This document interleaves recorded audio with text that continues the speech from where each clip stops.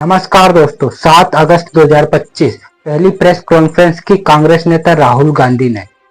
उन्होंने वोट चोरी को एक्सपोज किया। एक असेंबली में 1 लाख फेक वोटर। 13 अगस्त को भी दूसरी प्रेस कॉन्फ्रेंस की बीजेपी नेता अनुराग ठाकुर ने।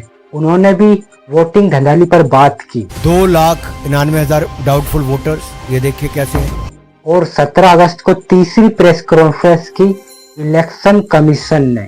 लोगों ने सोचा था कि वोट चोरी के इंजाम पर कुछ करारा जवाब देंगे, लेकिन चीफ कमिश्नर ज्ञानेश कुमार ने यहाँ पर इतनी अजीब और गरीब बातें की कि ये एक पूरा मीम फेस्ट बन गया।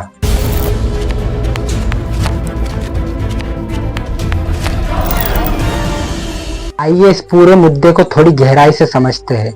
राहुल गांधी की प्रेस कॉन्फ्रेंस वाली ये तस्वीर आपने जरूर देखी होगी। सोशल मीडिया पर यह बहुत वायरल हुई थी। इस फोटो में ऊपर लिखा है 1,250 वोट चोरी, नीचे लिखा है 5 तरीके की वोट चोरी।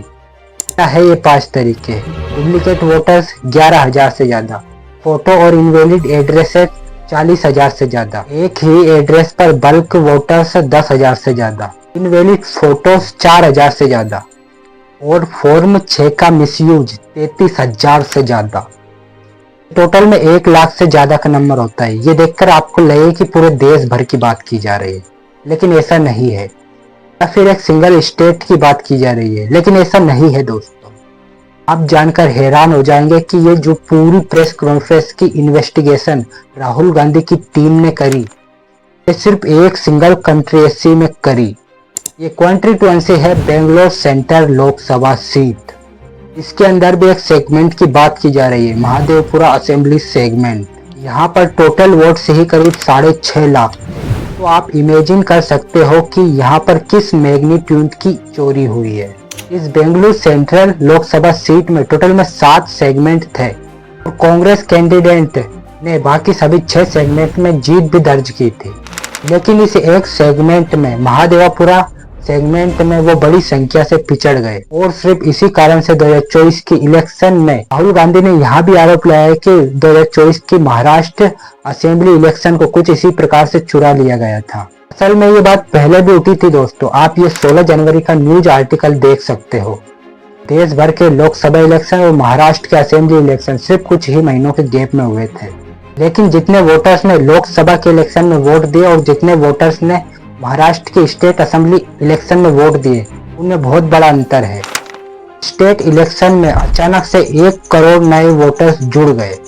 केवल 5-6 महीने में 1 करोड़ नए वोटर्स, ऐसा कैसे हो सकता है? इतने वोटर्स तो 5 साल में भी नहीं जुड़े। 1 करोड़ नए वोटर विधानसभा में वोट करते, लोकसभा में नहीं किया, विधानसभा में। राहुल गांधी ने उस समय भी कहा था कि सीसीटीवी फुटेज देना और वोटर लिस्ट देना इलेक्शन कमीशन का फर्ज है। लेकिन अब ये 20 जून का न्यूज आर्टिकल देखिए। इलेक्शन कमीशन ने पोलिंग ऑफिसर्स से कहा कि इलेक्शन के 45 दिन बाद आप सीसीटीवी फुटेज को डिलीट कर सकते हो। इंडिया टुडे ने आरटीआई फाइल करके पूछा कि इसके पीछे क्या कारण है, ऐसा क्यों करना चाहते हो? तो इलेक्शन कमीशन ने कारण बताने से मना कर दिया।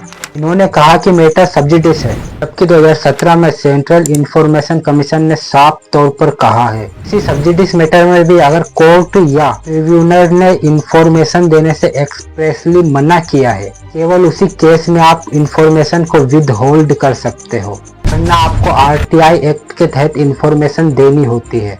राहुल गांधी ने कहा कि इलेक्शन कमीशन द्वारा सीसीटीवी कैमरास की फोटो डिलीट करना सरप्राइजिंग था, क्योंकि महाराष्ट्र चुनाव को लेकर सवाल उठ चुके थे। इलेक्शन कमीशन ने कहा कि शाम को 5:30 बजे बहुत भारी संख्या में वोटिंग हुई महाराष्ट्र में, लेकिन राहुल गांधी ने कहा कि हमारे लोग पोलिंग बूथ पर खड़े थे, ऐसा कुछ भी नहीं हुआ।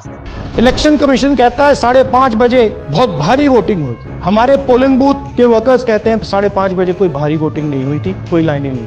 इस बात को बड़ी आसानी से सीसीटीवी फुटेज के जरिए वेरिफिकेशन किया जा सकता था, लेकिन नहीं, सीसीटीवी फुटेज को तो भाई डिस्ट्रॉय कर देना है 45 दिनों के बाद में। यही कारण है दोस्तों कि राहुल गांधी ने कहा कि इलेक्शन चोरी होने के मामले में इलेक्शन कमीशन बीजेपी के साथ मिली हुई थी। भाइयों बहनों, सच्चाई यह है कि हिंदुस्तान में इलेक्शन कमीशन और बीजेपी मिलकर इलेक्शन चोरी कर रहे हैं। ये पूरा का पूरा सबूत ब्लैक एंड व्हाइट में आज हमने आपको दिया।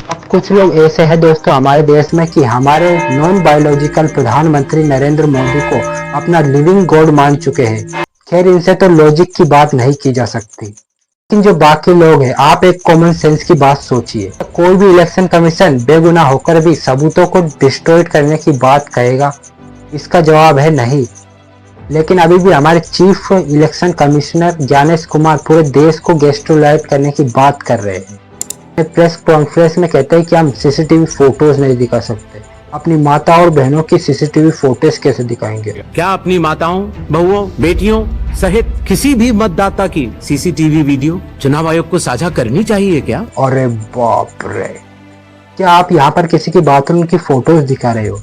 क्या आप किसी बेडरूम की फोटोज दिखा रहे हो? नहीं ना, किसी के घर के अंदर की फोटोज नहीं है ना। यहाँ पोलिंग बूथ है, यहाँ पर लोग कपड़े पहन कर आते हैं। इनफैक्ट यहाँ polling booth CCTV footage, vote डालने की फुटेज है। प्रेस कॉन्फ्रेंस में राहुल गांधी ने हरियाणा और मध्य प्रदेश के असेंबली इलेक्शन का भी जिक्र किया। बीजेपी को एंटी इनकम्बेंसी नहीं लगती थी। ओपिनियन पोल, एग्जिट पोल कुछ कहते थे, रिजल्ट कुछ और आता था। हरियाणा, महाराष्ट्र, मध्य प्रदेश उदाहरण, माहौल बनाया जाता था। ये सारे अनपढ़ नेता गवार मिलकर हमारे देश को अंदर से खोखला कर रहे, चाहे वो किसी एग्जाम को लीक कराना हो, SSC GT घोटाला हो, या फिर भैंस के तबेले में एग्जाम सेंटर लगाना हो। ये सारे काम ये बीजेपी के नेता कर रहे हैं।